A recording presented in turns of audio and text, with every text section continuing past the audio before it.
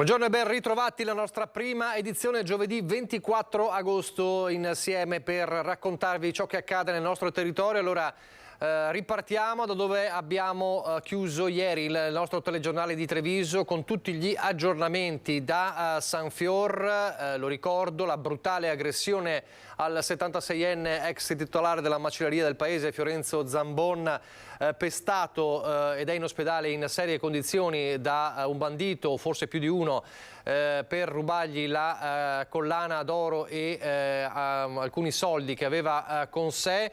Ritorniamo per capire come sono le condizioni dell'anziano, com'è la situazione delle indagini, un po' anche l'umore del paese. Lina Paronetto insieme a Nicoletta Rizzetto da San Fior. Buongiorno Lina.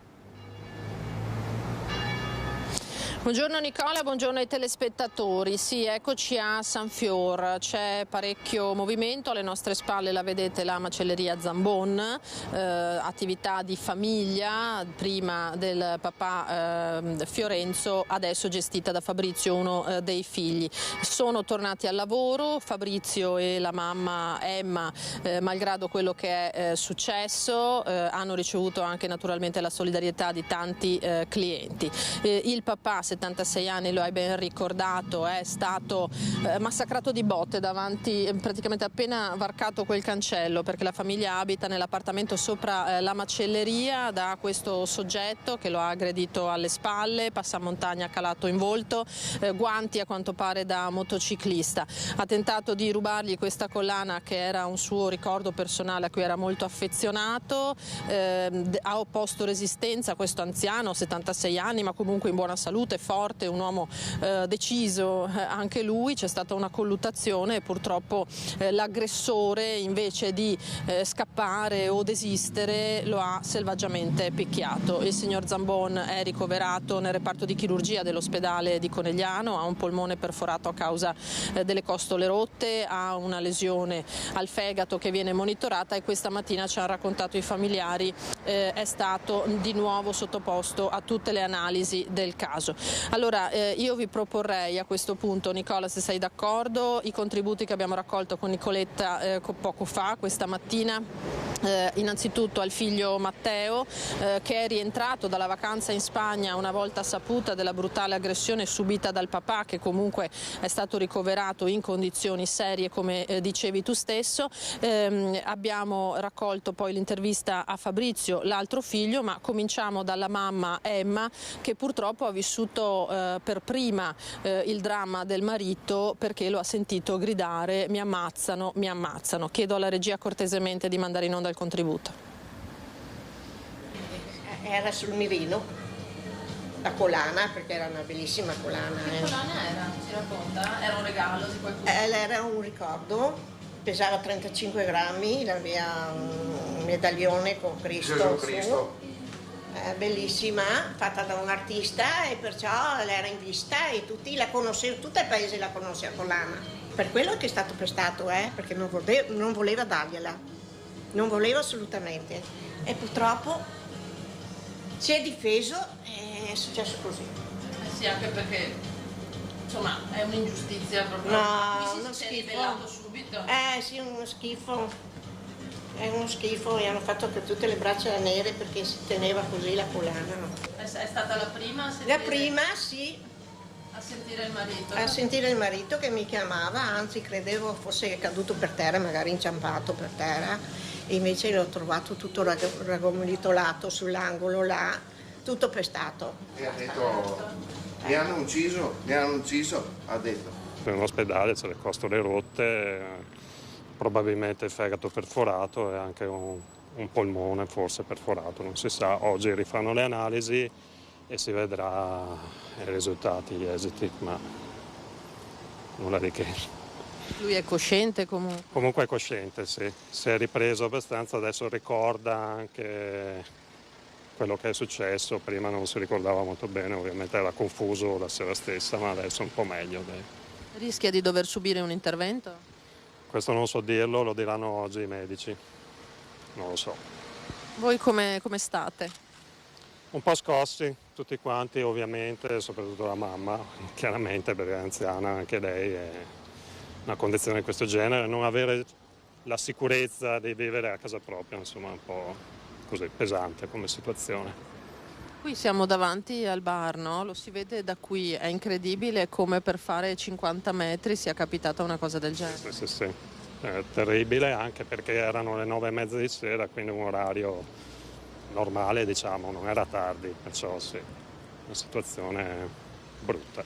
Adesso dobbiamo tirarsi sulle maniche perché anche lui è stato veramente una cosa orribile. Questa cosa qua, e ci ha provato tutti quanti, perché a maltrattare così un anziano non si può, è una cosa indecente e si devono prendere provvedimenti importanti su questo discorso qua, perché se no la situazione non si può sbloccare e anzi va in peggioramento, perché abbiamo avuto 3 furti in 3 mesi.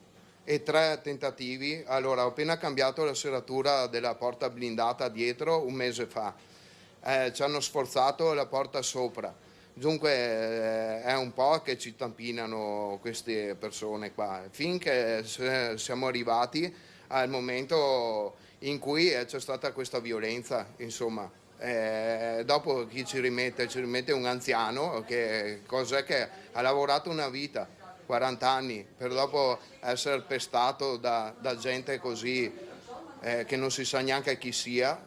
Poi sono tutti in pericolo, tutti, perché tutte le famiglie adesso devono preoccuparsi che un giorno o l'altro gli arrivano a casa questi qua e li ammazzano.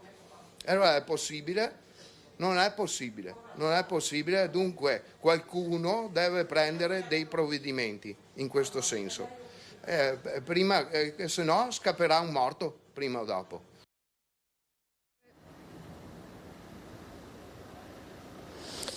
Questo quindi quello che ci hanno raccontato, lo hai sentito in macelleria i familiari di Fiorenzo Zambon, che lo ricordiamo 2 sere fa era dopo cena, come sua consuetudine, a prendere qualcosa da bere al bar nazionale lì in fondo, che Nicoletta sta inquadrando in questo momento, lì in fondo per modo di dire, perché saranno 60-70 metri ma anche meno dall'abitazione, lo vedete, il bar è lì, la macelleria è in mezzo, la casa subito dopo. Quindi siamo a ridosso della Pontebana, la statale è sempre molto affollata, erano comunque le 21:30 e quindi è stato un pestaggio avvenuto diciamo in piazza, davanti potenzialmente a molti occhi. Sappiamo appunto che Fiorenzo Zambon era molto orgoglioso di questa catenina, la moglie prima ci ha detto in paese la conoscevano tutti, perché era comunque un esercente, un macellaio che tanti frequentavano, che conoscevano, e questa catenina d'oro ce l'aveva al collo e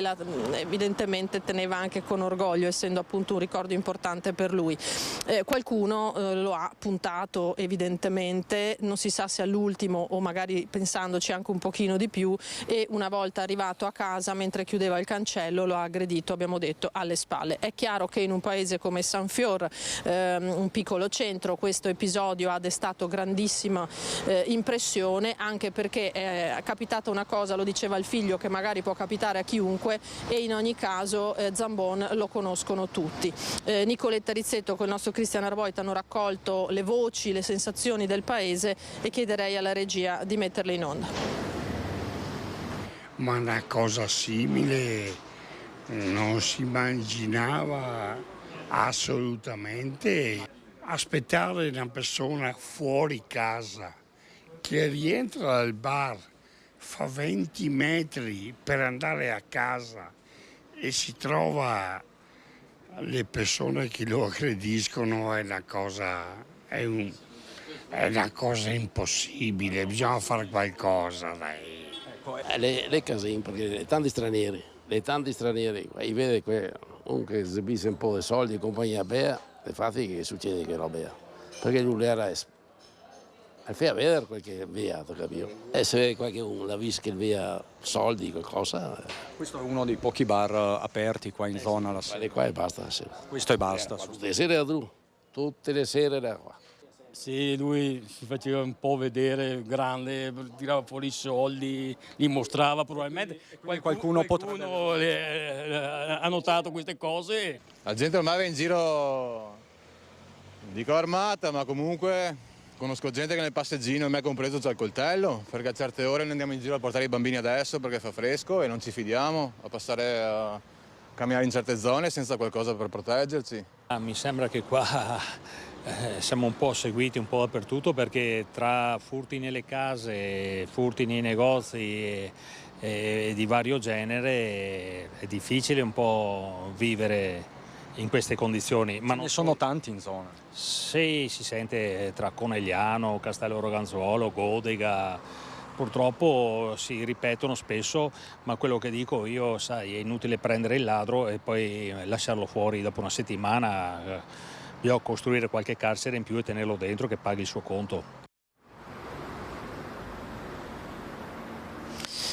Queste dunque le voci raccolte dal paese, della sensazione che abbiamo risentito anche questa mattina io e Nicoletta girando qui per i locali e le strade di Sanfior.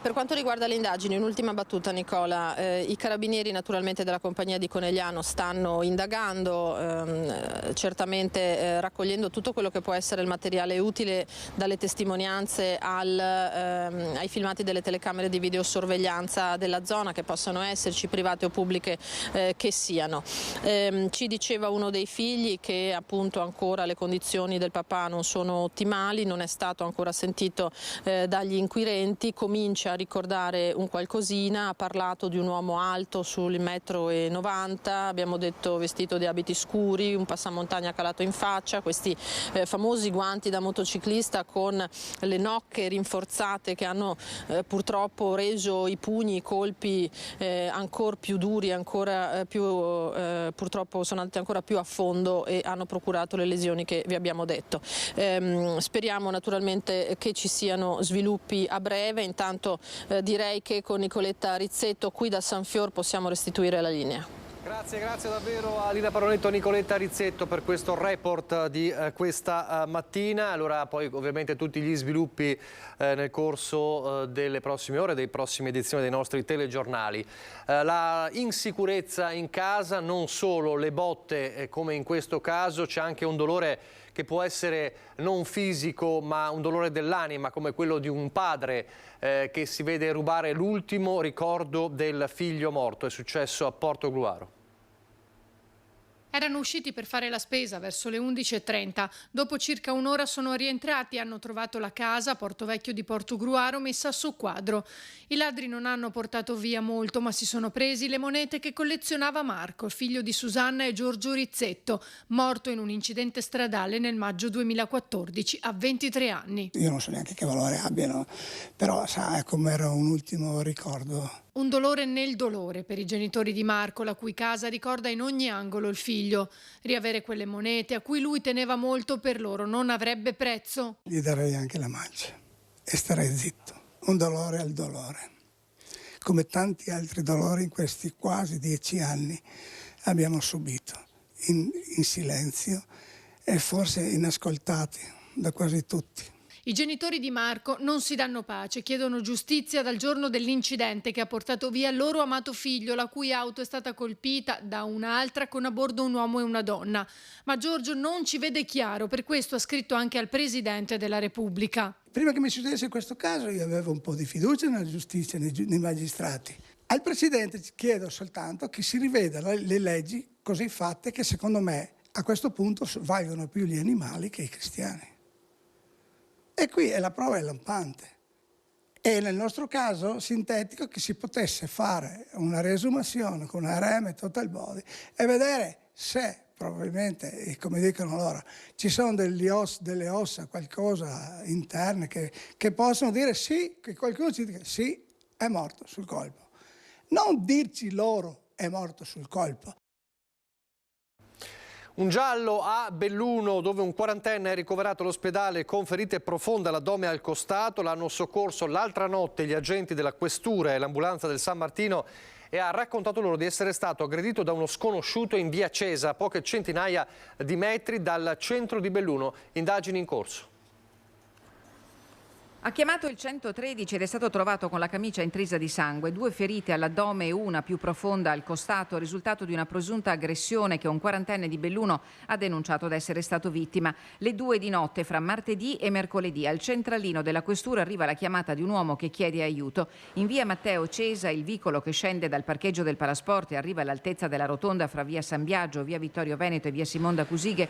I poliziotti arrivano in men che non si dica assieme all'ambulanza del San Martino. L'uomo appare alterato da abuso di alcol, ma è cosciente. Agli agenti racconta di essere stato aggredito da uno sconosciuto, all'apparenza senza motivo alcuno. Ma è una versione che non convince gli uomini delle volanti, che hanno verbalizzato il racconto e avviato le indagini. Il quarantenne, dopo essere stato trattenuto in pronto soccorso in osservazione breve, è stato trasferito nel reparto di pneumologia per accertamenti. La presunta aggressione non avrebbe testimoni e nella zona non ci sono telecamere che possano aiutare a ricostruire i fatti. Agli inquirenti ora non resta che attendere che l'uomo si ristabilisca per poter chiarire l'episodio comunque inquietante. E adesso andiamo a Marghera, la nostra Anna Maria Parisi. La vicenda è quella di sbandati che bivaccano davanti alla chiesa di San Michele. Anna Maria, a te, buongiorno. Eccoci, buongiorno, è la chiesa di San Michele e queste alle nostre spalle, sul sagrato della quale ci troviamo in via Fratelli Bandiera 100, per l'esattezza a Marghera. Adesso non ci sono le persone che normalmente stazionano qui, ma abbiamo sentito comunque il parroco di San Michele, Don Roberto Berton, che ha detto non parlo con i giornalisti se non a dirci semplicemente che della situazione ha già avvisato i servizi sociali. E chi sono queste persone che stazionano qui? Con le immagini di Simone Merlo ci spostiamo. Sono un ragazzo giovane, 33 anni, della Riviera del Brenta, Luca. Ecco, questo è quello che vediamo della sua vita: una valigia, scarpe da ginnastica, sigarette, lenzuola, un materasso arrotolato, un sacchetto con dentro dei vestiti, un altro sacchetto con dentro cuscini, insomma un minimo di approvvigionamento con delle merendine. Ecco. Noi abbiamo parlato con Luca, vediamo anche alcuni pezzi di resti di cibo avanzato. Abbiamo parlato con questo ragazzo che si chiama Luca, ci ha raccontato un po' la sua storia, di cui poi vi mostreremo anche l'intervista questa sera nel corso del telegiornale. Un ragazzo che certamente va aiutato, così il parroco precedente di San Michele, che abbiamo intervistato proprio poco fa, è passato in macchina, l'abbiamo fermato e ci ha raccontato anche lui che cosa ha fatto per dare una mano a queste persone. L'altra persona che staziona spesso qui, da prima di Luca, di questo 33enne della Riviera del Brenta, è una donna davvero rovinata anche dagli eccessi dell'alcol, una donna di nazionalità bulgara che però una casa ce l'ha, ci ha detto nelle poche parole che ci ha voluto rilasciare, ma lei esercita il mestiere più antico del mondo proprio qui in via Fratelli Bandiera, di notte come di giorno. Queste sono persone che hanno necessità di essere aiutate, così il parroco precedente a Don Roberto Berton, attuale parroco di San Michele. Per il momento da Marghera è tutto, la linea torna a te. Grazie ad Anna Maria Parisi. Adesso andiamo a Padova. Potrebbe collassare il tetto del capannone bruciato domenica scorsa, per questo i pompieri stanno utilizzando i droni per i rilievi. Sono stati utilizzati anche i droni per verificare la tenuta strutturale del magazzino di via Uruguay, in zona industriale a Padova, bruciato completamente nella notte tra domenica e lunedì. L'ispezione serve a capire quale porzione dello stabile stia collassando e cercare, inoltre, quale innesco possa essere stato all'origine del rogo. Al momento nessuno è riuscito a entrare nello stabile. Sarebbe a rischio la vita dei vigili del fuoco addetti all'ispezione. Nessuno, però, può ancora escludere il dolo dietro a questo tremendo incendio. Il magazzino, gestito da una ditta cinese, era stato diviso in più spazi, poi subaffittati ad altri imprenditori asiatici. Dentro il capannone era ammassato di tutto, dai casalinghi ai generi alimentari. Nelle fiamme sono andati distrutti anche un furgone e una BMW. Dalla Padovana al Vicentino torniamo a parlare dell'incidente mortale avvenuto a Ferragosto in Riviera Berica, è costato la vita alla 21enne di Nanto Valentina Cracco. Il sindaco di Barbarano Mossano, Cristiano Pretto, chiede un incontro in provincia, dice, per valutare che vengano installati nuovi strumenti di rilevazione della velocità. Saranno celebrati lunedì 28 agosto alle 9 nella chiesa parrocchiale di Bosco di Nanto i funerali di Valentina Cracco, la 21enne vicentina che ha perso la vita a seguito del tragico incidente in auto avvenuto nella sera di Ferragosto all'altezza di Ponte di Barbarano lungo la Riviera Berica. 4 le auto coinvolte. La Procura di Vicenza nei giorni scorsi ha aperto un fascicolo per omicidio stradale sull'incidente costato la vita alla studentessa della Facoltà di Biologia di Padova, residente a Nanto. Intanto, in attesa che le indagini facciano luce su dinamiche ed eventuali responsabilità, il sindaco di Barbarano chiede un incontro in provincia per valutare nuove misure di rilevazione della velocità per la strada, un lungo rettilineo che porta da Vicenza a Noventa e che non è nuovo ad incidenti anche di grave entità. Sicuramente anche questo incidente è meritevole di un approfondimento per quanto riguarda la sicurezza di questo tratto di strada. Ci metteremo in contatto con Viabilità per capire appunto se è possibile installare qualche strumento di rilevazione della velocità, cosa che peraltro noi abbiamo già fatto in prossimità dei semafori qui con le infrazioni semaforiche, e vediamo. Adesso lasciamo per un attimo la cronaca, ci torneremo fra poco, parleremo anche dei migranti, ma c'è un altro tema, quello del caldo, di heat storm, la tempesta di caldo di questi giorni, continua l'ondata di caldo. Ieri peraltro a Treviso, nella barca trevigiana, la morte di un 60enne che stava lavorando nei campi, ma sappiamo che tutto questo sta per cambiare nei prossimi giorni e quindi potrebbero arrivare delle grandinate, nuovi nubifragi, insomma torna un po' lo spettro del maltempo dopo il gran caldo. Per fare il punto della situazione la nostra Chiara Gaiani con Andrea Benetti si trova all'ARPAV di Teolo per capire cosa accadrà. Chiara, buongiorno. E un caldo buongiorno dal centro meteo ARPAV di Teolo. Siamo con Roberta Racca, che ringraziamo, che è previsore meteo, che ci raccontava come nella giornata di ieri dovremmo davvero avere toccato il picco delle temperature con record addirittura storici. Sì, nella giornata di ieri abbiamo appunto avuto l'apice del caldo, quindi con temperature massime che hanno raggiunto anche i 38-39 gradi e localmente per alcune stazioni della Bassa Veronese proprio è stato il record storico dal 1992, quindi 38,8 temperature rilevate in alcune stazioni della Bassa Veronese. Anche la Pedemontana, comunque la Pedemontana Vicentina ha raggiunto record storici con 38,5 gradi di temperatura. Ecco, come vedete alle spalle in questo grande meteo che vedete in questo Veneto è tutto rosso, davvero tutto rosso, temperature che non scendono, e questa è la cosa che ci fa vivere davvero molto male in questi giorni, neppure di notte, notti tropicali sono queste. Esattamente, abbiamo avuto temperature minime, anche queste ben superiori alla media del periodo, ben superiori ai 20 gradi, anche localmente superiori ai 24 gradi, quindi si parla appunto di notti tropicali. Anche a Teolo i colli non sono freschi, i colli Euganei? Localmente i colli hanno avuto appunto temperature minime superiori ai 24 gradi, sì. Ecco, allora adesso chiediamo al collega Andrea Benetti di riuscire ad aiutarci per capire che cosa accadrà nei prossimi giorni. Allora, intanto ci sono delle buone notizie, le temperature sicuramente scendono, ma da quando scendono? Esattamente, allora intanto fino a sabato avremo temperature ancora elevate, soprattutto in pianura. Ci sarà qualche lieve calo sulle zone montane legate a un po' di variabilità o instabilità pomeridiana. Un po' di calo ci sarà domenica, quindi andremo sui 35 gradi, ma una decisa svolta, quindi deciso calo delle temperature, anche di 10 gradi, sarà lunedì. Lunedì arrivano le piogge, infatti vedete questo schermo in cui ci sono delle aree gialle, delle aree verdi, questo è proprio che cosa dovrebbe succedere tra domenica e lunedì.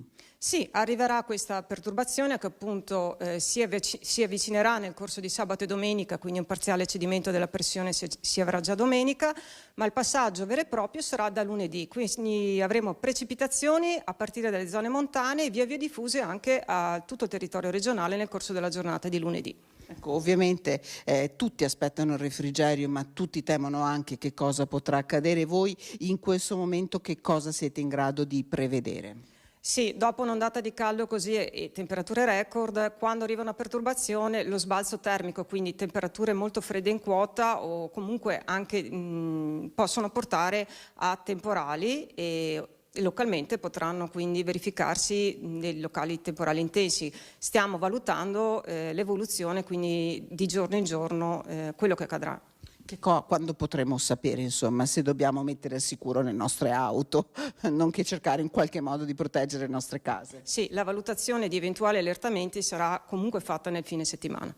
Ecco, quindi allora aspettiamo il fine settimana per capire che cosa succede. Da lunedì però, questa è la buona notizia, il meteo ci assicura un 26-27 gradi di temperatura massima. Ringrazio Roberta Racca del meteo di Teolo, ringrazio Andrea Benetti per la collaborazione tecnica e da Teolo restituisco la linea allo studio. Grazie davvero a Chiara Gaiani e a Roberta Racca. Allora dicevamo, il caldo, nel frattempo, prima che le temperature calano, il caldo continua a essere opprimente. Sappiamo, abbiamo detto, di questo 60enne trevigiano morto ieri, stroncato probabilmente anche in conseguenza delle alte temperature. E poi chi è che soffre di più queste temperature? Chi lavora in fabbrica, gli operai nelle fabbriche. C'è un braccio di ferro da ieri all'Electrolux di Susegana, perché di fronte al no al stop, la richiesta dei sindacati dell'RSU era di fermare il lavoro nelle ore più calde. Electrolux invece ha distribuito angurie e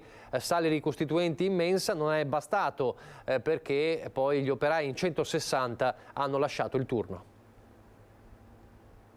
La fetta d'anguria è gradita perché è buona in questo caso, chiaramente non basta, non è ciò che serve di fronte a queste calure estreme che stanno colpendo in periodo, tra l'altro anche non in genere dove si è già con delle maggiori frescure. Più che una fetta d'angurie e sali ricostituenti distribuiti in mensa, alla dirigenza Electrolux, sindacati e RSU avevano chiesto la possibilità di evitare le ultime 3 ore del turno mattutino tra le 13 e le 16, insomma il momento più torrido della giornata. Richiesta respinta con la conseguenza che alcune centinaia di lavoratori hanno anticipato l'uscita dal turno mattutino o non si sono presentati all'inizio di quello pomeridiano fissato alle 14, una sorta di diserzione comunque consentita dai responsabili della sicurezza che autonomamente hanno decretato condizioni di lavoro impraticabili. Questo significa che non sarà assegnata assenza ingiustificata, ma si apre il capitolo sul pagamento delle ore non lavorate. Si prospetta un braccio di ferro. L'ammutinamento causato dalla calura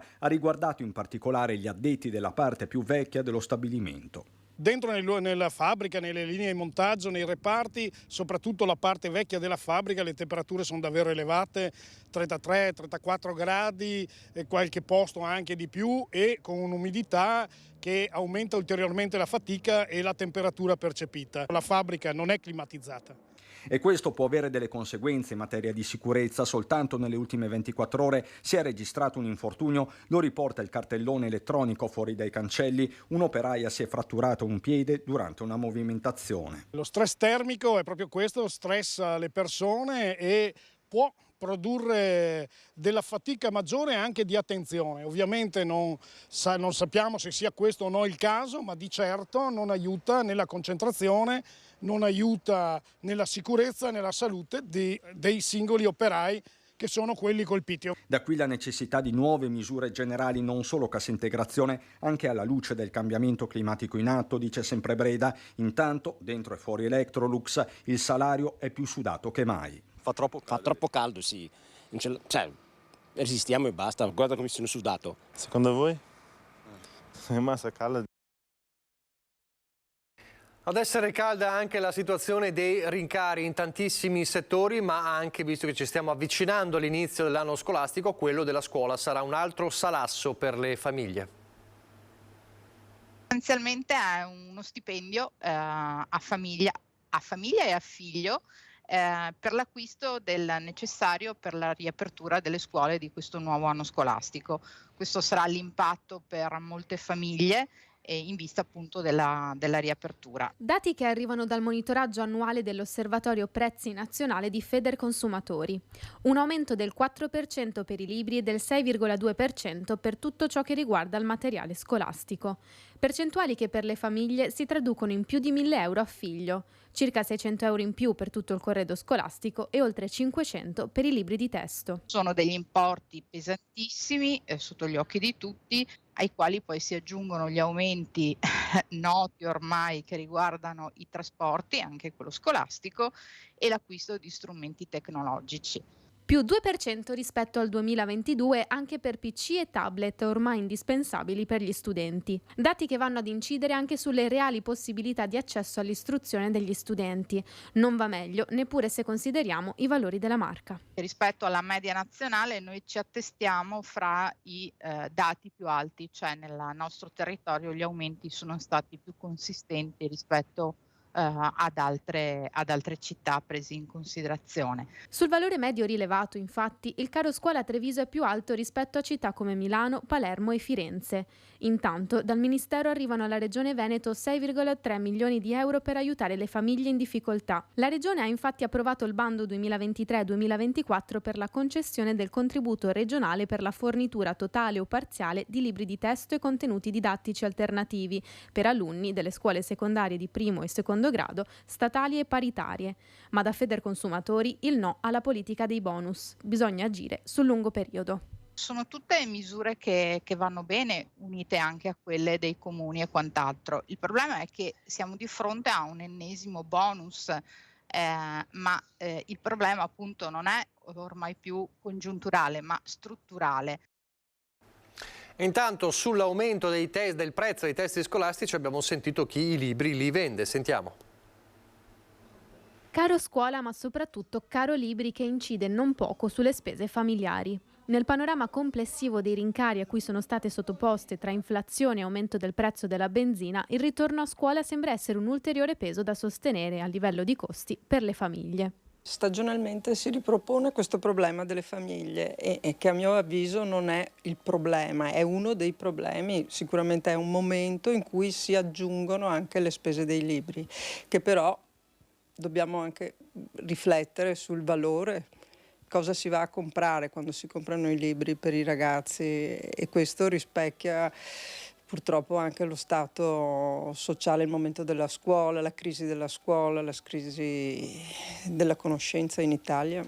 Dai librai la consapevolezza che l'aumento dei prezzi rende difficile far quadrare i bilanci familiari, ma l'invito è quello di riflettere su cosa si sta comprando. Irrisorio il guadagno delle librerie sui libri di testo. Noi librai guadagniamo pochissimo, soprattutto sulla scolastica. C'è un margine molto basso e invece si è creato questo pensare da parte delle famiglie che il costo è sempre un costo che si può cambiare. Quando arrivano qui mi dicono il prezzo del libro 24, c'è scritto, però mi chiedono sempre ma quanto costa? Quanto costa? 24. Si parla di un guadagno che è compreso tra il 13 e il 18% a libro. Una filiera lunga, quella dei testi, che deve coprire le retribuzioni di moltissimi soggetti. Non solo gli stipendi, quindi, ma anche gli straordinari nel periodo di distribuzione per le scuole e il personale assunto esattamente per l'occasione. Se lei conta cosa può costare a un'attività e poi rivenderlo con quel ricavo e anche metterci lo sconto, il guadagno è nullo. Il guadagno è nullo, abbastanza. E in più la cosa più grave, a mio avviso, è appunto questa svalutazione dell'oggetto libro, la svalutazione di quello che si viene ad acquistare, scolastico, universitario. Non si acquista più qualcosa di valore. A proposito di scuola c'è anche il problema degli insegnanti, restiamo nella Marca trevigiana, l'ufficio provinciale dice in questi giorni le assegnazioni dei ruoli, c'è la cronica carenza di insegnanti, attenzione particolare promette l'ufficio scolastico provinciale ai docenti di sostegno. In totale tra medie e superiori si parla di un 700 posti, naturalmente ripartiti fra tutte le classi di concorso. 700 posti tra scuole medie e superiori. Va meglio per le elementari, in cui a rimanere vuote sono solo qualche decina di cattedre. Massimo impegno da parte dell'ufficio scolastico provinciale per iniziare l'anno scolastico senza carenza di docenti nelle classi. Siamo in piene operazioni di avvio dell'anno scolastico e stiamo per concludere tra oggi e domani le operazioni relative alle missioni in ruolo. Particolare attenzione si sta ponendo ai docenti di sostegno per far cominciare in tranquillità la scuola agli alunni diversamente abili o in difficoltà. L'ufficio scolastico regionale sta avendo un occhio di riguardo particolare per i docenti di sostegno, quindi per le disabilità, tanto che si è aumentato, si è un po' rimodulato il contingente di missioni ruolo, visto che sono rimasti molti posti liberi, soprattutto alle superiori di sostegno, quindi tra oggi e domani daremo altri 15 ruoli da GPS prima fascia alle scuole superiori. Dalla provincia l'auspicio che i posti vuoti rimangano pochi. Ogni settembre però il problema si ripresenta senza la certezza che possa essere risolto entro l'inizio delle scuole. Il problema è naturalmente legato alla possibilità perché noi comunque, per esempio le GPS sono abbastanza piene, no, di docenti, però il problema è legato al fatto che i docenti sono anche liberi di rinunciare, siccome magari molti decidono di non accettare per ragioni diverse, quindi legate anche alla propria esigenze di vita, eccetera, ci capita che ci ritroviamo con posti non ricoperti. Torniamo all'economia, l'economia di Venezia, la clamorosa presa di posizione di alcuni maestri vetrai dell'isola di Murano. Il maestro Giancarlo Signoretto, portavoce della protesta, già lavora in Francia e si dichiara pronto a chiudere tutto a Murano per trasferirsi all'estero dove la pressione fiscale è più bassa.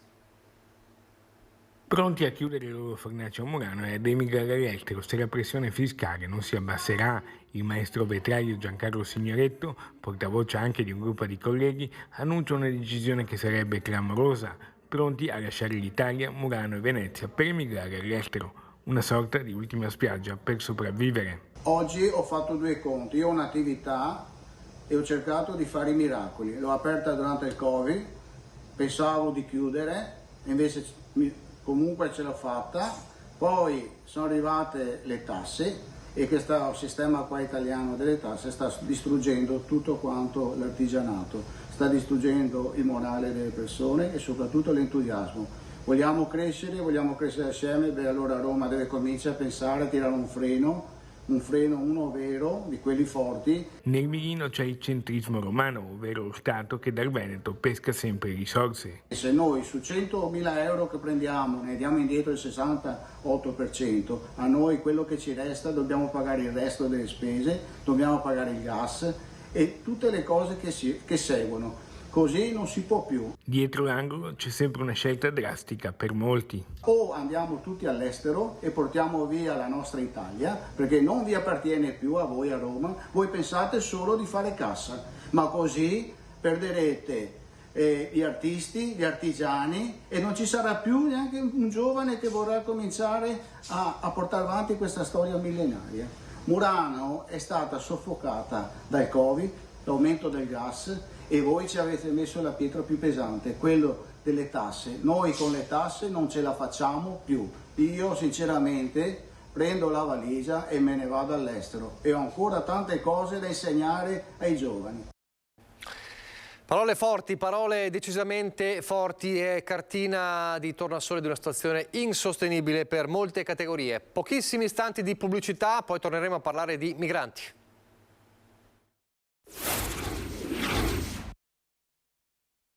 Dal porto di Trapani è il veneziano Beppe Caccia, capo missione di Mediterranea Saving Humans, a suonare la carica sull'importanza di proseguire più che mai nei soccorsi in mare nel Mediterraneo centrale per aiutare i migranti. Siamo nel porto di Trapani a bordo della nave Mare Ionio di Mediterranea Saving Humans, dove ieri è iniziata un'ispezione della Capitaneria di Porto che dovrebbe concludersi con il rilascio dei certificati necessari a riprendere il mare, a tornare a navigare in missione nel Mediterraneo. In mare ci sono numerose partenze, centinaia di vite in pericolo a bordo di fragili e precarie imbarcazioni. Dall'Italia, dice Caccia, in queste ore sono state già bloccate 3 navi umanitarie. Nelle ultime 72 ore ben 3 navi della flotta civile,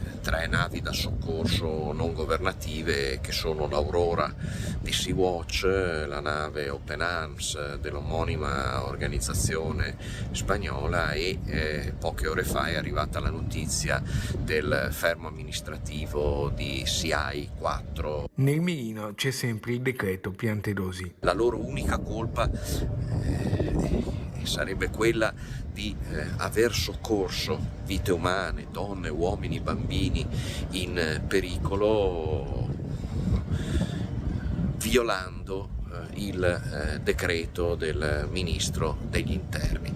A pagare il prezzo di questa insensata campagna ideologica del governo saranno purtroppo ancora una volta le persone in pericolo in mare. Allora così Beppe Caccia, siamo tornati in diretta e proprio su questo, sul blocco della Sea-Watch, c'è stato lo scontro aperto tra Elly Schlein, segretario del Partito Democratico, e Giorgia Meloni. Saluto e ringrazio in collegamento il senatore Andrea Martella, segretario del Partito Democratico del Veneto. Buongiorno. Buongiorno a lei e a tutti i telespettatori. Allora che sta succedendo, Martella? Insomma, abbiamo visto questo scontro, Schlein che attacca, avete fatto nascere il reato di umanità, Meloni risponde: le leggi si devono rispettare. Ma la verità è che siamo di fronte a un governo che sul tema dei migranti ha fatto grandi proclami nel corso di quest'ultimo periodo, così come ne aveva fatte tanti Giorgia Meloni quando era all'opposizione, e non è riuscita però attualmente a avere una politica che possa arginare il fenomeno, salvare le vite umane e naturalmente far rendere anche l'Europa protagonista di questo processo. La verità è questa, ci sono migranti che continuano ad arrivare, e arrivano moltissimi anche in Veneto, il governo non ha predisposto un piano, si rischia di trovarci tra poco di fronte a tendopoli e non invece a quell'accoglienza diffusa di cui si è parlato, che sarebbe giusta, ma i sindaci non possono essere da questo punto di vista lasciati da soli. Se a questa inefficacia aggiungiamo anche la disumanità di non voler salvare le vite in mare o di non fare tutto il possibile, credo che siamo di fronte ad un fallimento totale di cui questo governo, che ormai governa tra poco, tra quasi un anno, dovrà prendere atto. Lei dice che non c'è più l'alibi del siamo in carica da poco? Direi che ormai questo governo quasi un anno, tra poco, insomma 10 mesi sicuramente che governa, e non è riuscito ad affrontare questa come altre emergenze, per la verità. Anzi, ha fatto delle politiche che hanno acuito i problemi, pensiamo solamente alle questioni economiche, sociali, agli aumenti dei prezzi, all'aumento dei prezzi dei carburanti. E quindi direi che adesso non ci sono proprio più alibi, non è più possibile dire è colpa degli altri, non è più possibile dire è colpa dell'Europa, bisognerebbe avere la forza di avere delle proposte, fare delle politiche e affrontare seriamente i problemi. Ecco, a proposito dei sindaci, lo diceva lei, i sindaci stanno in questi giorni sul fronte migranti mettendo sul piatto tutte le loro difficoltà anche dal centro-destra, spesso in contrasto con il governo. Una linea, quella della Lega, ma non solo, è una terza via, quella dei CPR, dei centri dei rimpatri. Potrebbe essere una soluzione? E se invece la soluzione vera è l'accoglienza diffusa, come si deve attuare? Che aiuto deve arrivare dal governo ai sindaci?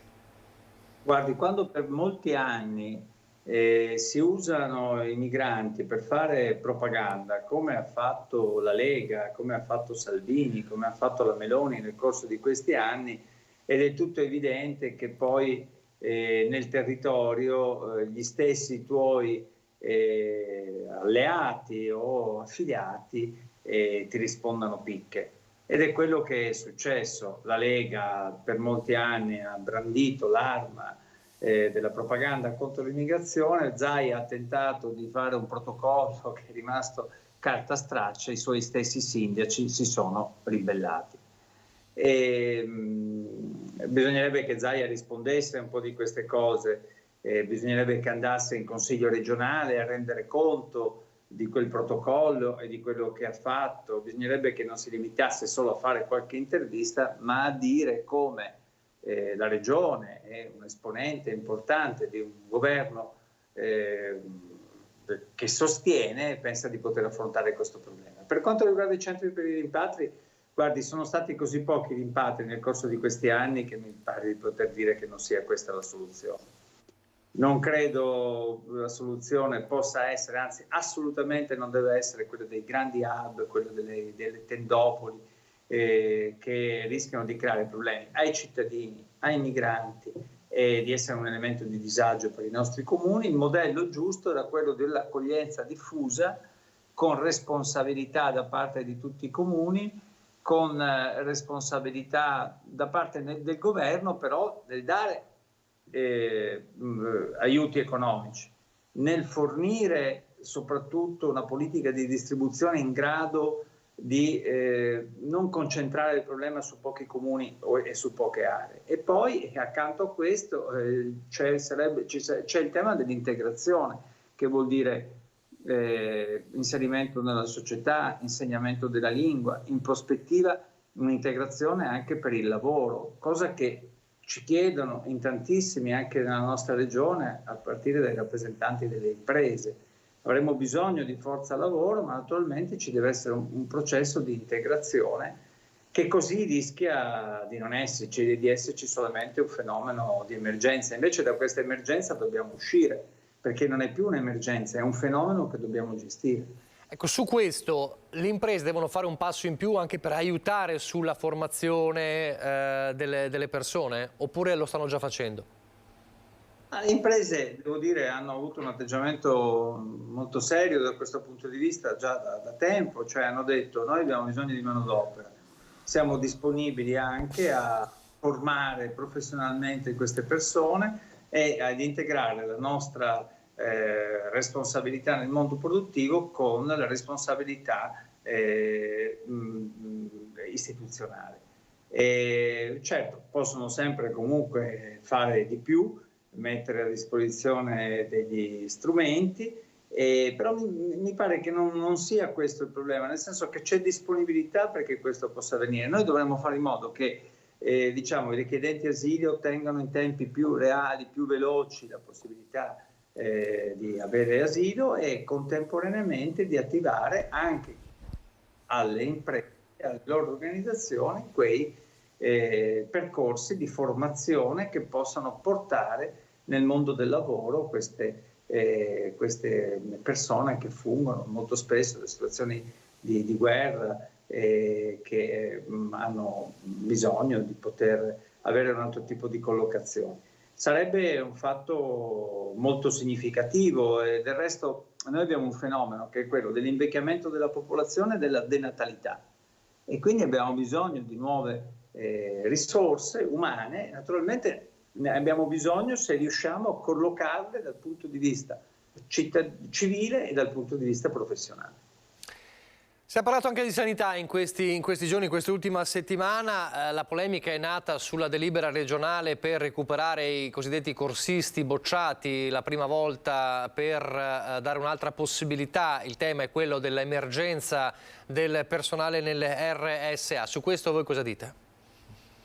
Ma quello che abbiamo detto già da molti mesi sulla sanità mi pare che sia emerso con tutta evidenza nel corso di questi mesi, e cioè il Veneto in questo momento non è in grado di fornire servizi sanitari adeguati ai cittadini che ne hanno bisogno. Ci sono liste di attesa infinite per carenza appunto di professionale, di figure professionali, ci sono pochi medici sul territorio, non si stanno facendo le comunità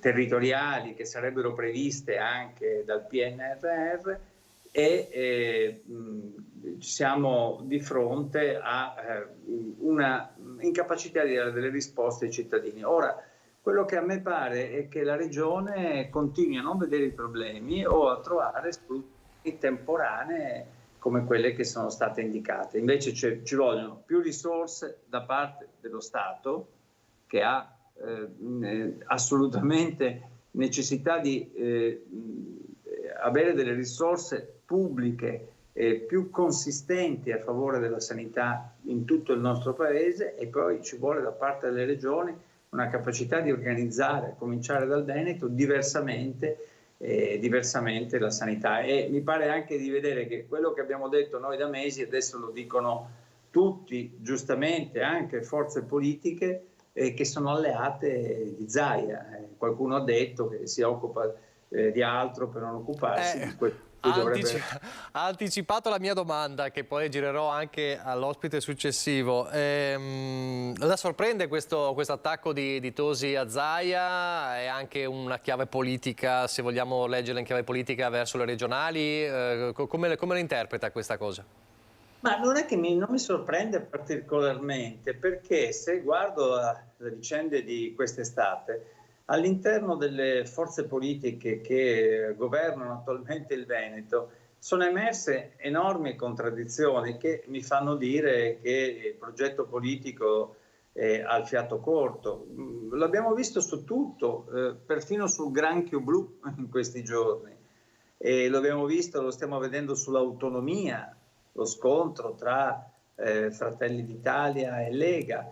E lo abbiamo visto in questi giorni con le dichiarazioni di Tosi, che è un esponente di Forza Italia, rispetto a Zaia. Ho l'impressione che in Veneto sia finito un ciclo e che Zaia possa continuare a fare conferenze stampa, a fare iniziative ma anche di carattere propagandistico, che sicuramente ricevono un certo consenso, ma che un certo percorso politico, proprio per l'adesione delle forze politiche che lo dovrebbero sostenere, stia giungendo al termine, e tanti problemi si vedono: la sanità, l'ambiente, il lavoro. Ecco, tutte questioni sulle quali noi dobbiamo lasciare che il centrodestra litighi al proprio interno. Questo è sempre un fatto che è positivo per chi non litiga, e per quanto ci riguarda fare delle proposte alternative che possono attirare l'interesse dei cittadini del Veneto. Bene, grazie allora al senatore Andrea Martella, grazie per essere stato con noi e buon lavoro. Grazie anche a voi, buon lavoro. Grazie.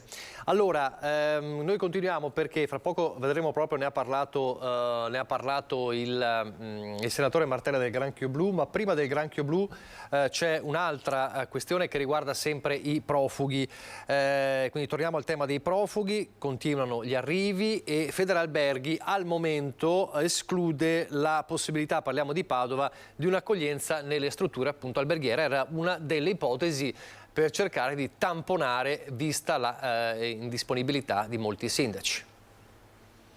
34 nuovi migranti arrivati ieri a Marghera sono stati destinati alla provincia di Padova. In parte sono già stati trasferiti alla scuola media Falconetto nel quartiere Forcellini, dove già sono ospitati alcuni profughi arrivati la scorsa settimana. Altri invece sono stati inseriti nei CASI, centri di accoglienza straordinaria sparsi nella provincia, gestiti dalle cooperative che hanno partecipato ai bandi della prefettura. La situazione dei migranti, con i continui sbarchi nelle coste italiane e il rifiuto di molti sindaci ad un'accoglienza nelle strutture comunali, riapre la questione di una possibile ospitalità nelle strutture alberghiere. Un'ipotesi però difficile da realizzare, spiega la presidente di Federalberghi Padova, Monica Soranzo. Noi siamo sempre stati assolutamente collaborativi e propositivi, perché l'argomento è molto molto delicato e chiaramente è umano. Già con il prefetto precedente noi avevamo attivato una sorta di ricerca tra tutti gli albergatori, tutte le strutture. Purtroppo non riusciamo a dare seguito o comunque aiuto a questa cosa, poiché non è facile anche perché abbiamo passato degli anni molto difficili e come ben sappiamo riuscire a ospitare insomma queste persone che sicuramente ne hanno bisogno. Tuttavia l'associazione di categoria non esclude un incontro con la prefettura. Non escludiamo nulla, siamo sempre comunque a disposizione per alternative soluzioni nel caso il prefetto ci chiamasse, siamo qua. Restiamo nel Padovano, continuano i controlli della Guardia di Finanza negli impianti di distribuzione dei carburanti, ne abbiamo parlato anche questa settimana, 40 le sanzioni a Padova. Il presidente del FIAB Convento dice bene le verifiche, ma ribadiamo che l'esposizione e la comunicazione del prezzo medio non abbassa i costi per i consumatori. Mi dispiace che venga focalizzato il punto sulle sanzioni che sono state fatte ai gestori e non sul prezzo che è aumentato, cosa che si pensava che con il cartello medio regionale, con il prezzo medio regionale, il prezzo potesse essere calmierato. Non è accaduto, il prezzo è aumentato. Restano critici i gestori degli impianti di distribuzione dei carburanti al termine di un'estate che ha riportato il costo della benzina sui 2 euro al litro. I controlli della Guardia di Finanza continuano, 40 le sanzioni elevate nel Padovano a 11 distributori, 34 di queste, ricorda Convento, sono sanzioni amministrative relative alla mancata comunicazione all'osservaprezzi carburanti istituito presso il Ministero delle Imprese e del Made in Italy. Cosa succede? Che nel momento in cui c'è un controllo della finanza che giustamente fanno i loro controlli, il controllo viene fatto retroattivo di 2 mesi. Quindi dovremmo andare a capire come mai quel gestore in quei 2 mesi precedenti non ha comunicato il prezzo. Ci possono essere molte varianti, la dimenticanza, perché lavorando purtroppo succede, può essere che non ci sia stato il collegamento con il Mise e quindi con l'osservatorio prezzi, ci sono una serie di cause anche giustificabili per cui non è stato comunicato il prezzo. L'obbligo della comunicazione è scattato il 1° di agosto, ma, puntualizza Convento, per i consumatori non è cambiato praticamente nulla. Un utente nel momento in cui trova il prezzo medio regionale magari più basso di quello che trova sulla pompa, si sposta magari di 20-30 km, trova un prezzo più alto, cosa fa? Torna indietro? Quindi secondo me è un palliativo per giustificare il fatto che purtroppo il prezzo è aumentato, le accise sono state reintrodotte ed è servito a gran poco. Sappiamo che il costo del prodotto circa è, da parte della compagnia, è il 38%, il 60% sono costi di accise e IVA e ricordiamo che paghiamo l'IVA anche sulle accise, il 2% resta al gestore. Quindi sicuramente quei 3,5 centesimi non vanno a influire al prezzo finale del carburante. Saluto e ringrazio il senatore Luca De Carlo, coordinatore regionale in Veneto di Fratelli d'Italia. Buongiorno senatore. Buongiorno a voi, grazie dell'invito. Allora, poi le chiedo anche sui carburanti. Prima però, visto che c'è stato anche lei in questi giorni a vedere com'era la situazione, a toccare con mano il flagello del granchio blu, vediamo questo servizio, gli ultimi dati ieri dei pescatori con l'80-90% di produzione delle vongole azzerate e poi partiamo da qui. Allora vediamo il servizio. I pescatori oggi chiuderanno il loro bilancio delle 52.000 tonnellate di vongole veraci, si pensi solo che quest'anno si segnerà un meno 80, meno 90% e quindi si ritrovano a pescare loro malgrado un granchio blu che vorrebbero non vedere e non solo non pescare. Produzione 2023 di vongole quasi azzerata dal granchio blu. Sul delta del Po il presidente del Veneto Luca Zaia ha incontrato gli operatori del settore della coltivazione dei molluschi alle prese con quello che è un vero e proprio flagello. È un'emergenza perché sta minando non solo l'ecosistema lagunare e fluviale, ma l'economicità di impresa di circa 3.000 imprese. Da maggio a giugno abbiamo avuto un'esplosione della presenza di questo crostaceo che sta annullando tutte le biocenosi lagunari e fluviali, con il rischio che a fine anno non vi siano più le vongole veraci nei piatti, ma purtroppo solo questo crostaceo. Ci tenevamo che l'istituzione, in questo caso la più alta istituzione della Regione Veneto, venisse in quella che è la seconda marina più importante del Veneto, qui a Porto Pila. Alle nostre spalle ci sono ormeggiati una 60ina di pescherecci di altura e questo porto ne movimenta un centinaio. Stiamo parlando di un valore che è attorno ai 40 milioni di euro. Fondamentale dunque lo stato di emergenza che si attende che il governo proclami. Se riusciamo ad avere la dichiarazione dello stato di emergenza, che è esattamente quella che ha chiesto il Veneto l'8 di agosto, noi possiamo avere tutta una serie di misure per gli imbarcati, gli ammortizzatori sociali, aiuti, deroga nei pagamenti e cercare di fare questa azione di accompagnamento finché la situazione torna a ristabilizzarsi. Certo è che siamo molto preoccupati. Perdita economica ma anche identitaria, dice Zaia davanti agli operatori. Cosa potrebbe essere il Veneto senza la produzione di vongole, cozze, la produzione di quello che è la piccola pesca, insomma tutto quello che si fa? Sarebbe un altro Veneto. Allora questa è una battaglia che dobbiamo portare avanti. Per i consiglieri regionali del Partito Democratico, Jonathan Montanariello e Vanessa Camani, chiedere lo stato di emergenza o puntare sulla commercializzazione del granchio blu non basta. Zaia, dicono, protagonista di show e buttad facili, non sta facendo abbastanza. Occorre un'azione immediata della Regione per ristori e opere di mitigazione. Allora, senatore, anche lei ha toccato con mano la situazione. Stato di emergenza oppure bisogna intervenire più a fondo? Beh, il governo è intervenuto il giorno prima che la Regione Veneto chiedesse lo stato di emergenza, già in CDM, mettendo 3 milioni da destinare allo smaltimento del granchio pescato. È chiaro che è una situazione quest'anno drammatica, perché è vero che la produzione delle cozze e il prossimo anno probabilmente delle vongole saranno seriamente compromesse, ed è evidente che bisognerà intervenire anche per lenire questa situazione di disagio di quest'anno. Però la prima cosa da fare è eradicare questo problema, prima che qualcuno si sogni di dichiararlo magari specie protetta e poi di fare le battaglie ambientaliste per modo di dire, per dire che va tutelato anche il granchio blu. Io credo invece che il granchio blu, non essendo assolutamente parte di questa cultura, non essendo parte di questi mari, non essendo mai stato, se non ultimamente, protagonista della vita delle nostre lagune e dei nostri mari, vada semplicemente ricondotto a dei numeri che siano sostenibili non solo per il mare ma anche per l'economia marina.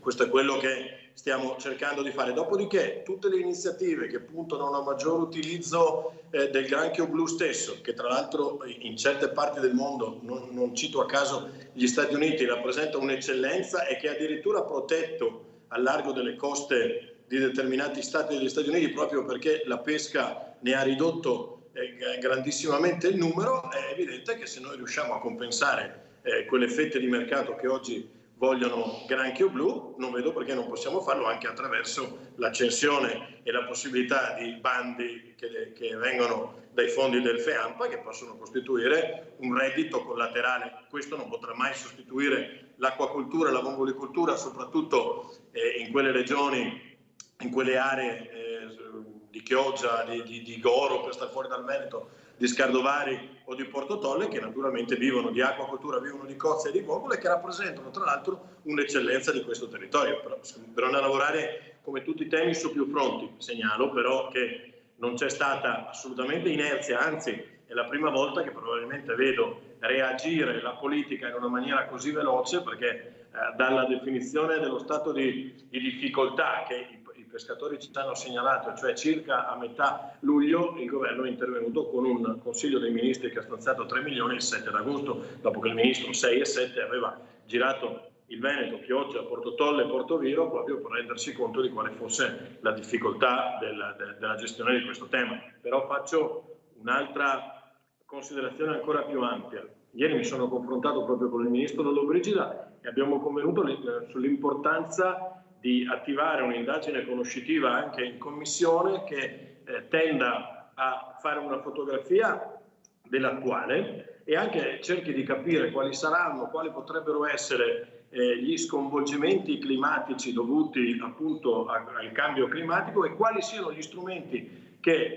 non solo lo Stato ma anche le aziende private dovrebbero dotarsi per affrontare questi temi. Credo che sia un'analisi conoscitiva che ci impegnerà per tutto l'inverno per fotografare oggi la situazione ma anche per essere pronti a fronteggiare i problemi. Guardate, abbiamo due esempi classici: la xylella, che è un problema di cambiamento climatico e di globalizzazione perché insomma arrivano batteri o semplicemente animali che non erano sconosciuti alle nostre latitudini, e quella del granchio blu. Credo possano costituire i due esempi con i quali cercare di approfondire il tema del cambiamento climatico e soprattutto l'adattamento che l'agricoltura e l'ambiente saranno costretti a fare. Io ho molta fiducia nell'uomo e nello spirito di adattamento non solo dell'uomo ma anche della sua capacità di affrontare i tempi diversi. Credo che potremmo prendere la classica cassetta degli attrezzi per capire quali sono gli strumenti da meglio utilizzare in confronti di problematiche che da qui in avanti siamo sicuri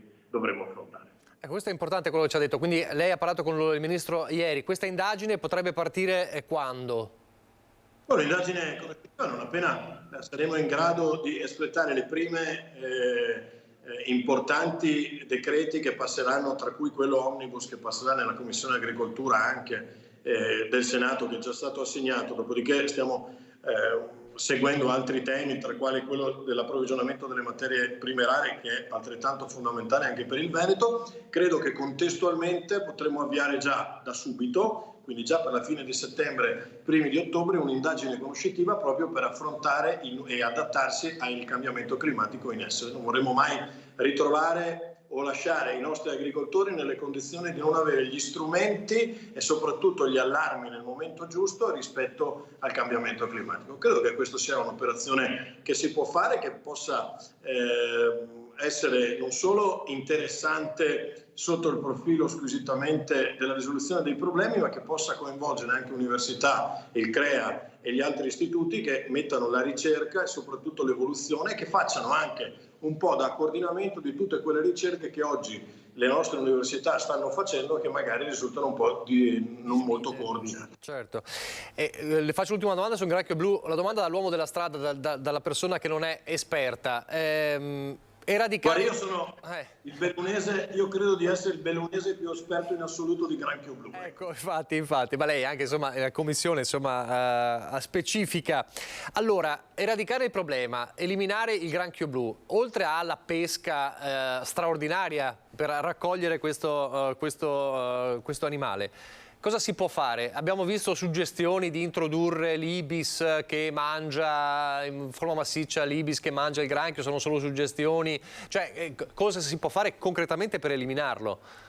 Oggi il ventaglio, come dicevo, degli strumenti ci vedrebbe scegliere sempre e comunque la pesca. Cioè, oggi dobbiamo eradicarlo attraverso la pesca. Tra l'altro io sono stato proprio a cercare di capire gli strumenti che venivano utilizzati, lo streghiero da una parte e le gabbie dall'altra, per cercare di capire a quanto ammontasse effettivamente la possibilità di pesca dei nostri pescatori in 2 ore. Allora vi faccio un piccolo bilancio. Le gabbie devono essere lasciate a terra per 12 ore e 100 gabbie consentono di ritirare circa 1 quintale di granchie. Lo streghiero invece, che è quella sorta di rete che viene utilizzata normalmente per le ostriche naturalmente, ma che adesso viene utilizzata anche per la pesca del granchio, consentirebbe di recuperare 2 quintali e mezzo in 2 ore. Quindi questi sono la mole di pesce recuperato. È evidente però che oggi nei mari ci sono tonnellate di questo pesce. Credo che fino a novembre bisognerà intensificare la pesca, sperare poi in un inverno magari più rigido, che quindi è il clima che ne riduca il numero, e dopo cercare di capire anche appunto attraverso studi, scienza tecnica, come se ci sono altri fenomeni che riescono a contrastare la prolificazione di questo granchio blu. Però tutto naturalmente spetta alla scienza, e quindi cosa che io in cui credo particolarmente, credo che quella cassetta degli attrezzi si possa arricchire proprio del fatto che tante istituzioni, enti possono concentrarsi su questo tema, che è una parte del grande problema relativo ai cambiamenti climatici e ai suoi effetti in agricoltura e pesca. Ma credo che questo sia il futuro, e con questo spirito di adattamento credo che l'uomo riuscirà a sconfiggere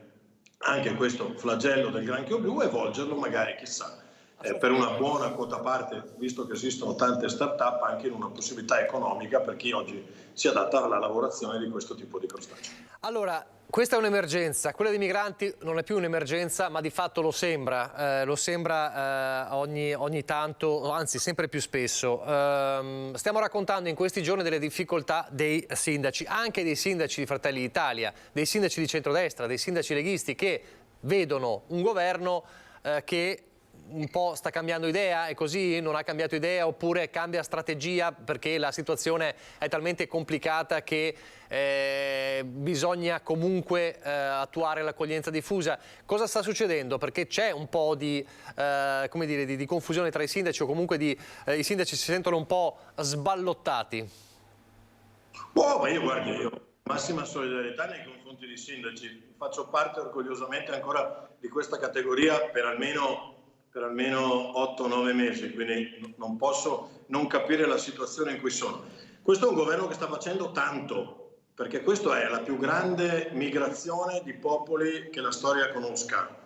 E probabilmente se non ci fosse stato questo governo che ha attivato tutta una serie di canali al di là del Mediterraneo, penso alla Tunisia, all'Algeria, penso alla Libia, con i governi stiamo allacciando rapporti, la nostra leader è ritornata veramente centrale rispetto alle politiche mediterranee, oggi le migrazioni sarebbero ancora più grandi. Chiaro che è un tema che l'Italia non può affrontare da sola, l'abbiamo detto 100 volte, l'abbiamo ribadito, forse negli anni scorsi l'Italia si approcciava a questo problema con una sudditanza nei confronti di Francia e Germania, loro sì, veri sovranisti, perché difendono i loro interessi in Europa, mentre l'Italia era più interessata a far da paggetto scendiletto a queste due nazioni piuttosto che avere una politica centrale nel Mediterraneo. Oggi dobbiamo intensificare la velocità dei rimpatri, perché solo l'11% di quelli che arrivano in Italia sono rifugiati che godranno dello status. Dobbiamo cercare di capire quali sono le soluzioni migliori per gestirli, posto che i comuni del sud oggi sono veramente in forte difficoltà, ma lo sono anche quelli del nord-est, visto la rotta balcanica. Dobbiamo cercare di capire se ci sono aree di questa nazione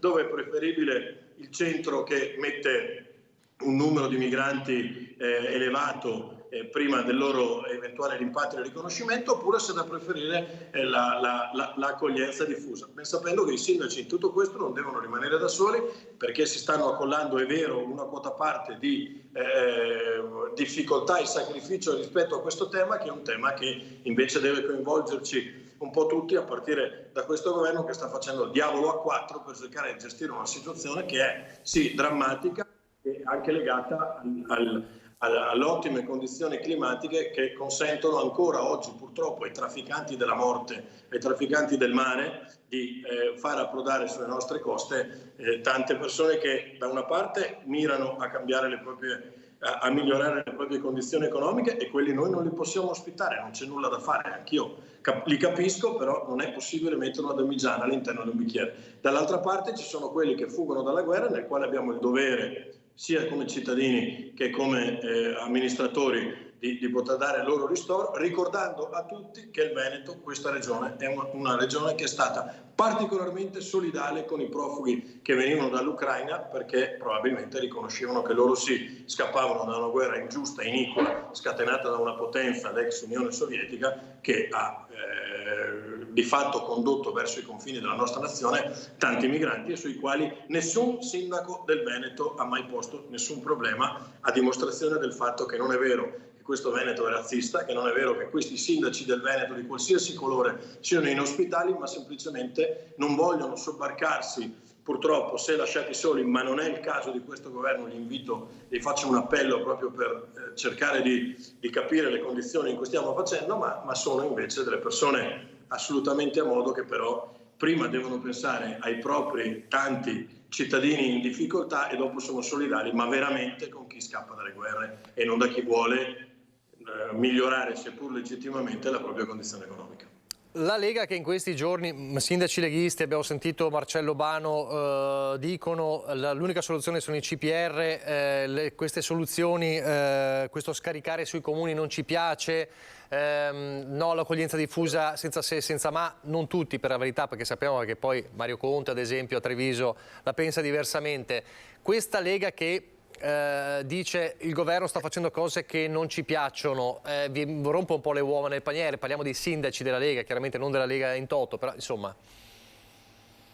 Non credo che a nessuno dei miei colleghi sindaci della Lega piaccia avere un CPR nel loro territorio, quindi a volte temo che si faccia sempre un ragionamento di principio che poi è declinato magari nelle singole situazioni. Penso a Cona e Conetta. Credo che siano ancora due ferite difficilmente rimarginabili da questo territorio, che fanno propendere anche me, opinione squisitamente personale, per un'accoglienza più diffusa. Per me accoglienza diffusa significa anche che possono essere accolti in 20-30 migranti o 20 migranti attraverso una gestione che non può fare certamente il comune, ma che le prefetture dovranno riuscire a fare visto che sono loro i soggetti preposti attivando soggetti del terzo settore che sono nelle condizioni di poter accogliere. Quindi la soluzione nell'immediato è quella, dice lei? Soluzione nell'immediato. Laddove è possibile, chiaramente, dove c'è posto.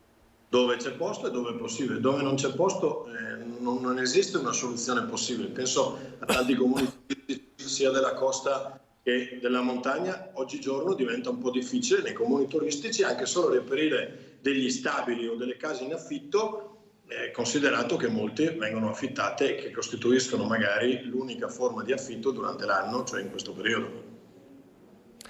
Senta, un altro tema di dibattito è quello dell'autonomia. Cosa è accaduto in Regione? Ce lo spiega un po' De Carlo? Abbiamo visto questi giorni un po' uno piccolo scontro con Alberto Villanova. Nessuno scontro con Villanova.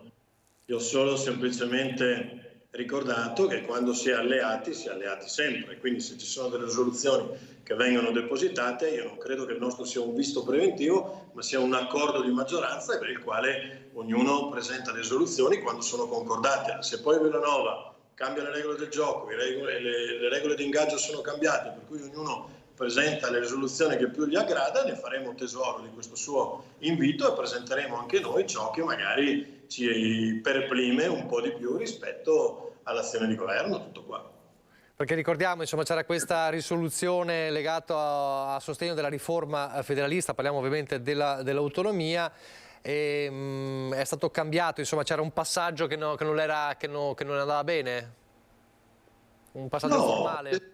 Se qualcuno pensa di far passare un messaggio ai veneti, e cioè che ci sia un gruppo di persone capitanate dal consigliere regionale Villanova che vuole l'autonomia e poi ce ne sia un altro, quello di Fratelli d'Italia, che invece l'autonomia non la vuole, si sbaglia di grosso e dice una grande bugia, perché inviterei tutti a ricordare che è solo questo governo che ha portato in Consiglio dei Ministri la questione dell'autonomia, è solo questo governo che la sta portando avanti, è solo questo governo che vede protagonista Fratelli d'Italia. Prima, negli anni tra il 2017 e il 2023, gli amici, colleghi, straordinari amici di viaggio della Lega hanno partecipato a vari governi e in CDM l'autonomia non c'è mai arrivata. Quindi mi sembra ingeneroso nei confronti, primo, di Giorgia Meloni, che a febbraio in CDM l'ha portata, secondo, nei confronti addirittura di un ministro stesso della Lega, cioè Calderoli, che si sta prodigando per riuscire nel più breve tempo possibile a risolvere questo problema. Tra l'altro, quell'emendamento che è oggetto di grande discussione e che secondo Villanova farebbe rallentare i tempi o potrebbe essere, secondo lui, ma non secondo Zaia, che dice che al momento non vede ostruzionismo, e io credo al Presidente, non a Villanova,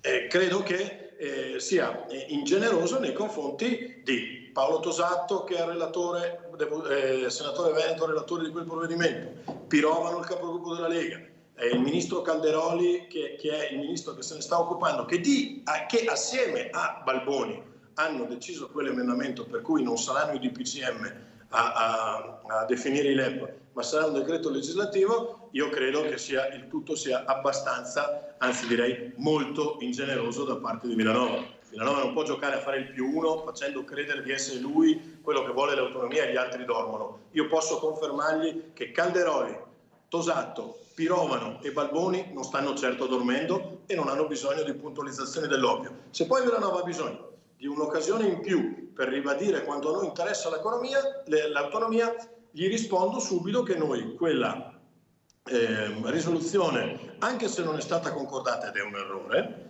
noi la voteremo e cercheremo anche di emendarla ricordando ai veneti tutti gli step, cioè che prima nessuno ci aveva pensato, cioè che il governo Meloni l'ha messa nel suo programma e che il governo Meloni l'ha messa nel CDM in un Consiglio dei Ministri di febbraio e che il governo Meloni la sta portando avanti anche adesso e non ha nessuna intenzione di frenare. Tutto qua, un dovere di trasparenza nei confronti dei veneti che sono molto meno incauti di quello che qualcuno vorrebbe far credere.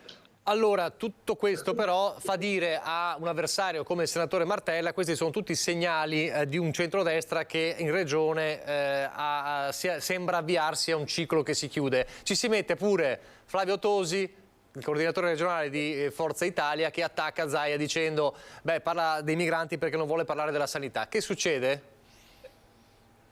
Succede che sarà mia premura non soddisfare i desideri del mio amico Martella, che tra l'altro è commissario con me in Commissione Agricoltura e Industria, persona che io tra l'altro stimo particolarmente. Quindi Martella fa il suo gioco, giustamente, cerca di trovare crepe anche dove crepe non ci sono. È una normale, diciamo, dialettica tra alleati, e quindi credo che possa dormire sonni tranquilli anche Martella, che per qualche anno non lo disturberemo. Ecco, allora a proposito di dialettica, caliamo su Belluno. Anche qua le chiedo cosa sta succedendo a Belluno. Spieghiamo. L'ultimo episodio è questa lettera scritta dal sindaco De Pellegrin, una lettera indirizzata alla regione sulle carenze della sanità, a nome, diciamo, dei sindaci della conferenza dei sindaci, quando invece a quanto pare, dice il segretario provinciale De Bernardin, nessuno è stato interpellato. Insomma, che sta succedendo? E lei è una persona diretta e schietta, e quindi le faccio la domanda schietta. C'è chi dice la maggioranza, insomma il comune di Belluno è ostaggio di Fratelli d'Italia, è così? No, però vede che anche il mio collega De Bernardin si lamenta quando le cose non sono condivise, e quindi fa quello che De Carlo fa quando Villanova non condivide qualcosa, e quindi è brutto. E anche secondo me il mio amico De Pellegrin, che è una persona che stimo tantissimo, un bravo sindaco, ma è una persona che magari non voleva certo contestare il lavoro, tra l'altro, di un direttore generale che sta facendo un grandissimo lavoro, cioè dal Ben, a cui va tutto il mio grandissimo ringraziamento. Il taglio che il sindaco De Pellegrin ha voluto dare, adesso io non l'ho nemmeno sentito su questo tema, è sicuramente un taglio positivo nella ricerca e risoluzione dei problemi, quindi io credo che il mal di pancia comprensibile del mio amico De Bernardin possa rientrare, quindi credo che non ci sia nessun bisogno di esasperare gli animi. Nessuno è ostaggio di nessuno. Guarda, chi mi conosce sa benissimo che io non ho mai posto diktat, veti, non mi sono mai impuntato su nulla.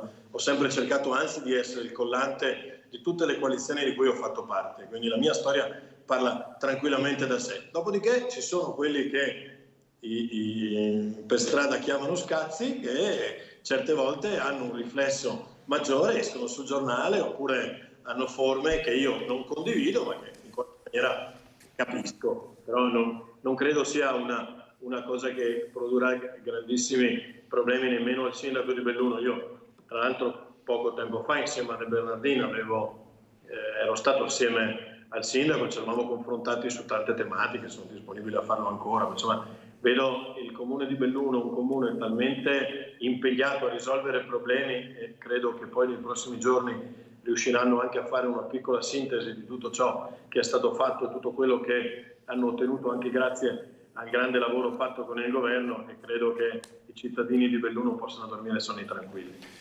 Grazie, allora con questo augurio ci lasciamo. Buon lavoro senatore, buon lavoro davvero, e grazie per essere stato con noi. Buon lavoro a voi, grazie mille dell'invito. Grazie al senatore De Carlo. Allora siamo quasi in chiusura, però gli ultimi minuti ce li concediamo per un servizio che riguarda due sorelle di Campo San Piero, Sara e Gaia Maragno, che ai mondiali di nuoto per atleti sordi svoltisi a Buenos Aires hanno vinto, pensate, 13 medaglie, 6 d'oro in 19 gare. Il ganadora della medaglia di oro, representing Italy, Sara Maragno. Medaglia di plata, representing Italy, Gaia Maragno. Che potessero arrivare così in alto, forse davvero non ci credeva nessuno, neppure loro. Sara, 23 anni, Gaia, 18, sono le Maragnos Sisters di Campo San Piero, le regine del nuoto che i campionati del mondo per atleti sordi che si sono tenuti a Buenos Aires dal 14 al 19 agosto hanno vinto tutto o quasi, migliorando quanto già di spettacolare avevano fatto alle Olimpiadi in Brasile nel 2022. 5 medaglie individuali e 3 nelle staffette, 3 3 d'oro, 4 d'argento e 1 di bronzo per Sara, 2 medaglie individuali e 3 nelle staffette, 3 d'oro e 2 d'argento per Gaia. Un orgoglio per i genitori Mirko e Michela, un orgoglio per il coach Walter Biasin, che sui social scrive: medaglie sofferte e volute, godetevele perché tra poco rientreremo in acqua. Ho sempre voluto che le mie figlie, sorde dalla nascita, facessero sport, racconta mamma Michela, ma all'inizio nessuno le voleva in piscina. Adesso gareggiano anche nelle competizioni della Federazione Italiana Nuoto, ma non è stato facile e le barriere sono ancora tante. Rientrata a Campo San Piero lunedì, Sara, che è laureata in scienze motorie, in vacanza, Gaia invece sta studiando. Qualche giorno di riposo per poi ripartire. Nuove vasche e nuovi traguardi le stanno aspettando.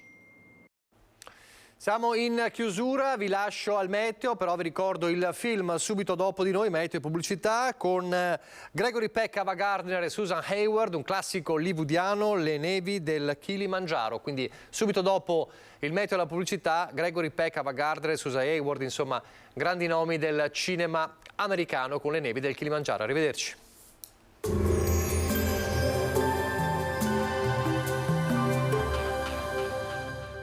Vuoi usufruire delle detrazioni fiscali? Chiama lo 0422 320605. Exi, professionisti del risparmio energetico dal 2006. Bentrovati al meteo. L'anticiclone africano occupa stabilmente l'Italia. Arrivano conferme sull'arrivo di una perturbazione capace di rinfrescare. Ma secondo le attuali proiezioni il caldo estremo insisterà fino al weekend del 26 e 27 agosto. Il dettaglio intanto di giovedì 24 agosto. Sul Veneto, come ci mostra la grafica, avremo un ampio soleggiamento con cielo limpido e sgombro da nubi. Clima afoso, il caldo si farà sentire anche di notte con temperature minime che faranno fatica a scendere sotto i 26 gradi, massime che si spingeranno diffusamente sopra la soglia dei 35 gradi con punte di 37 gradi. Spostiamoci ora sul Friuli Venezia Giulia, anche in questo caso tanto sole, cielo in prevalenza sereno. Sui monti nel corso del pomeriggio si avrà qualche annuvolamento. Temperature minime tra 21 e 25 gradi, massime sui 34-36 gradi. Infine diamo uno sguardo alla situazione del Trentino Alto Adige, dove sarà anche in questo caso molto soleggiato con qualche nube alta innocua. Temperature minime intorno ai 21 gradi, massime sui 35-38 gradi. Dal meteo di Antena 3 per ora è tutto. Arrivederci.